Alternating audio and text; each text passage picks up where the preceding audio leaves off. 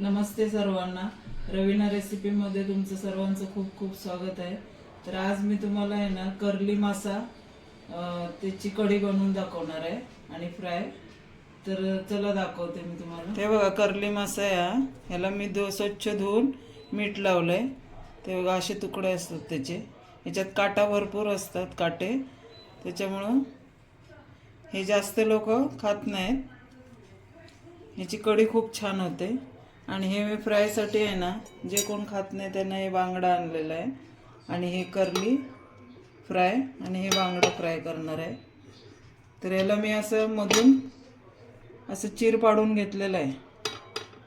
असं म्हणजे याला आता मी मीठ लावलेलं आहे. मीठही मुरतं आणि थोडंसं आमसूलचं पाणी लावून, आगळ म्हणतात त्याला कोकणामध्ये, तर त्या आगळ लावून मी आता हे 15-20 मिनटं ठेवणार आहे.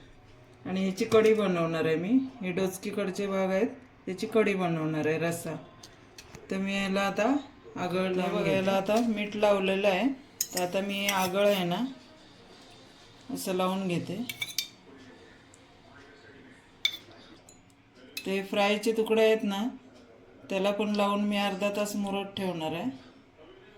बरोबर आतमध्ये आहे ना त्याच्या जाऊन अर्धा तास किंवा 20 मिनटं तरी हे ठेवायचं. म्हणजे आंबटपणा त्याला येतो, आतमध्ये पण आंबटपणा जातो. ते मी असं आता अर्धा तास ठेवणार आहे. आणि याचा आता रस्सा बनवून घेणार आहे. याला पण 10 मिनटं मी ठेवणार आहे कढीच्या याला. ते बघा आता मी वाटण करून घेते. मिक्सरच्या भांड्यामध्ये मी आता हे कांदा घातला आहे. आणि लाल मिरच्या आहेत ना त्या वाटून घेणार आहे. लाल मिरच्या वाटून आज मी घालणार आहे. आणि कोथिंबीर घालणार आहे थोडी. आणि ही लसणीच्या 7-8 पाकळ्या. आणि हे ओलं खोबरं.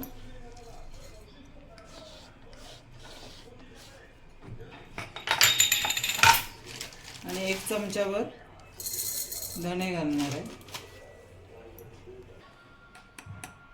थोडीशी हळद घालणार आहे. हे सगळं मिक्सरनं आहे ना एकत्रच वाटून घ्यायचं. आणि अद्रक घेतलं एवढं मी. आता हे वाटून घेते मी. हे बघा मी बारीक वाटून घेतलं आहे. कढीचं आहे ना नेहमी बारीक वाटून घ्यायचं. आणि मिरच्या वाटून घातल्या ना तर तो खूपच रस्सा छान होतो.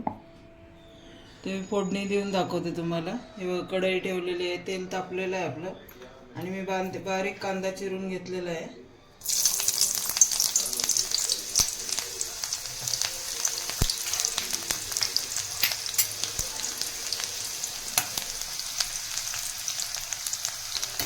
पातळ रस्सा बनवणार आहे याचा.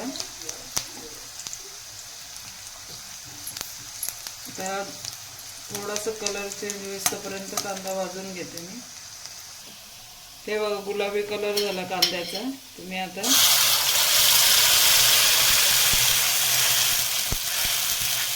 तुम्हाला घट्ट पाहिजे असेल तर तुम्ही एवढं पण ठेवू शकता. म्हणजे पातळ रस्सा करायचा असेल तर अजून थोडंसं पाणी, जेवढं आपल्याला पातळ पाहिजे तेवढं पाणी घालून घ्यायचं. आणि जेव्हा रश्श्याला कढ येईल म्हणजे उकळी येईल, उकळी आल्यानंतरच मच्छी त्याच्यामध्ये सोडायची. आता मीठ वगैरे घालून घ्यायचं. आणि मीठ थोडं घालायचं, कारण पहिलं आपण मच्छीला थोडं लावलेलं असतं. आणि याच्यामध्ये मी आता थोडंसं मीठ घालते. त्याच्यामध्ये मी पहिलं थोडंसं मच्छीला मी आगळ लावलेलं आहे म्हणून मी आता जास्त कोकम घालत नाही, थोडीशी घालते. थोडंसं मीठ घालते. आणि आता ह्याला कड आला की मग याच्यामध्ये मच्छी सोडते. हे बघा रश्श्याला आता उकळी आलेली आहे. आता मी गॅस बारीक करते आणि ही मच्छी सोडते.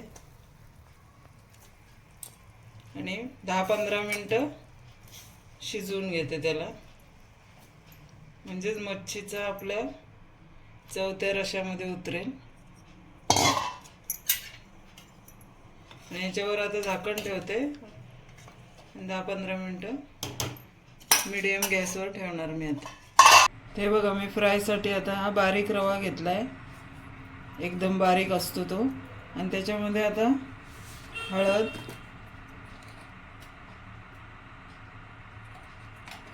आणि लाल मिरची पावडर,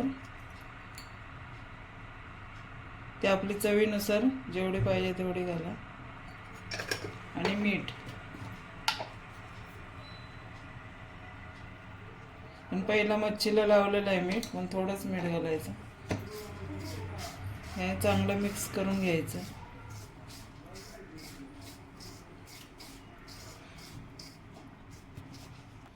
ते बघा मी मिक्स करून घेतलंय. आणि इकडं फ्राय पण ठेवलंय, त्याच्यामध्ये तेल घातलंय.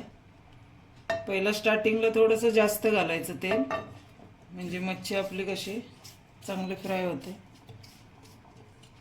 ते एका हाताने आपण मच्छी घ्यायची आणि ह्या हाताने मसाला लावायचा. दोन्ही हात ओले केले की तो हाताला मसाला चिकटून येतो आपल्या. म्हणून असं घालून आपले हात ओले नाही करायचे, आणि असं दाबून दाबून त्याला असं मसाला लावायचा. असं दाबून दाबून घ्यायचं, म्हणजे चाकला त्याला चिकटून येतो मसाला.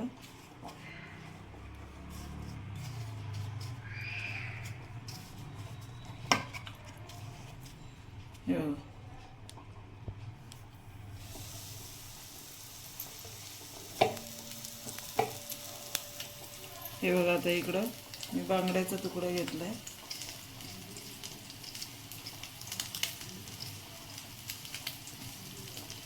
ते मच्छी ओली असते ना, त्याच्यामुळे हा मसाला चांगला त्याला चिकटून येतो. जर आपला हात ओला झाला की मग हाताला अर्धा मसाला चिकटतो. असं दाबून दाबून घ्यायचं आणि असं सोडायचं. मी सर्व सोडून घेते आता. हे बघा मी सर्व घालून घेतले. आता हे 15-20 मिनटं तरी मी आहे ना बारीक गॅसवर चांगले फ्राय करून घेणार, दाबून दाबून. म्हणजे कसं असं दाबून चांगले व्यवस्थित फ्राय करून घ्यायचे, म्हणजे आतमध्ये चांगले भाजले जातात. बघा आपली कढी आता झालेली आहे, त्याला तरी पण आले व्यवस्थित. आता मी गॅस बंद करते. 15-20 मिनटं चांगली उकळ आलेली आहे. हे बघा तरी आले मस्त.